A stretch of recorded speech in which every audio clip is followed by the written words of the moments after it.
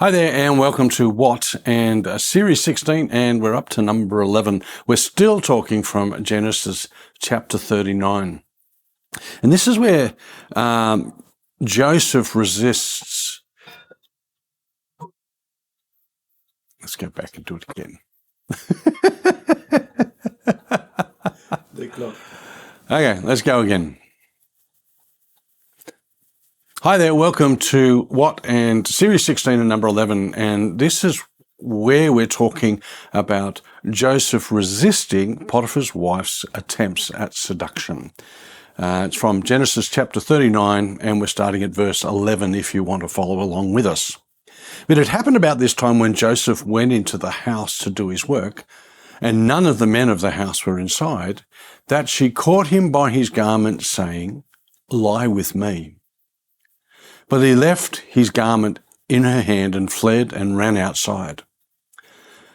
Well, here we see when Joseph went into the house to do his work, there was nobody inside. Whether she had set that up, we don't know, but she caught him.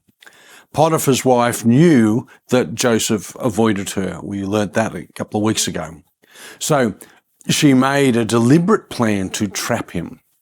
Surely she tried to arrange that none of the men were in the house and puts him in a really, really tough situation. It says, she caught him by his garment, saying, "Lie with me." But he left his garment in her hand and fled and ran outside. You see, Joseph resisted this temptation and he got out of the situation. It's really good advice when there's temptation situations we find ourselves in. Remove ourselves from them. He did what we're all supposed to do and left the situation. 2 Timothy 2 and verse 22 makes it clear. Flee also youthful lusts is what it says. If we're not actually running towards sins, we have the tendency to linger in its presence just that little bit too long. But we are commanded to do the safe thing, run away from those lusts of the flesh, if you want to put it that way, and run away as fast as we can. The King James Version of Genesis chapter 39 verse 12 says, he left the garment in her hand and fled. Yeah, he got out. That's what he did.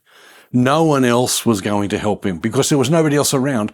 God provided a way for him to escape, but you have to take that way out when it happens. Notice it says there he left his garment. The idea is not that he ran away naked, but this was probably the outer garment that came off like a jacket or something like that. Essentially, perhaps some people suggest that he left in his underwear. Now, I don't know about that. Joseph had known to stand for his purity, and here it was going to cost him dearly. But he considered it worth it. Potiphar's wife falsely accuses him before Potiphar. We're going to read on from verse 13. And so it was, when she saw that he left the garment in her hand and fled outside, she called to the men of the house and spoke to them, saying, "See, he has brought into us a Hebrew to mock us. He came in to lie with me, and I cried out in a loud voice, and it happened.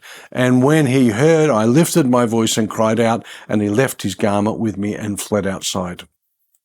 So she kept his garment with her until his master came. Then she spoke to him with words, saying, "The Hebrew servant whom you brought to us came in to mock me. So it happened, and I lifted my voice and cried up that he left his garment with me and fled outside." Now we know as we read it, pack of lies. Notice she says there, the Hebrew servant. In an age when punishment was brutal and life was cheap, especially the life of a slave, Potiphar's wife knew that her accusation would mean a death sentence for Joseph. That's why she didn't say his name. She didn't want to think of him as a real person. And we can see that she treated him that way. She said, "He came in to lie with me, and I cried out with a loud voice." It must have offended and grieved Joseph to be accused of such an outrageous lie.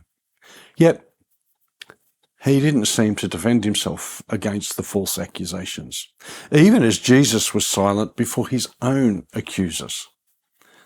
There's a trend here in Scripture that we need to take notice of and bring into our own lifestyle. This was not fair. Sometimes there is a price to be paid for resisting temptation. We do this in faith, trusting God to work all things together for good for those who love God and are called according to his purpose. And that comes from Romans and chapter 8 and verse 28. We go on in verses 19 and 20, and this is where Joseph gets sent to prison. Notice, sent to prison, not killed. So it was when his master heard the words with which his wife spoke to him, saying, "Your servant did to me after this manner," that his anger was aroused. Then Joseph's master took him and put him into the prison, a place where the king's prisoners were confined. And he was there in the prison. Okay. His anger was aroused. Potiphar knew what kind of woman his wife was, and he knew what kind of man Joseph was. So who was his anger against? That's a really interesting question. His anger probably became because he knew that her accusation against Joseph was probably not true. And when you look at it, poor Potiphar, he was left with his wife, but without Joseph, who ran everything. He made the whole household run well. Yet death was the only penalty that Joseph could have reasonably expected. His reprieve presumably owed much to the respect that he had won. And Potiphar's wrath and restraint, well, probably reflected a faint misgiving against the accuracy of the charge. He doesn't say a word.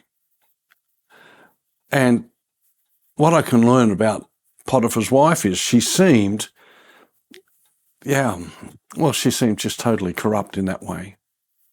But Potiphar wouldn't accuse the woman. He let judgment go by default and left her to her own conscience and her husband's cooler consideration. This showed great power. It's hard for a man to hold his mouth, saying nothing when his character is at stake. So eloquent was Joseph in his silence that there is not a word of complaint throughout the whole record of his life. We leave it there and we'll get back to what happens next in Joseph's life in prison.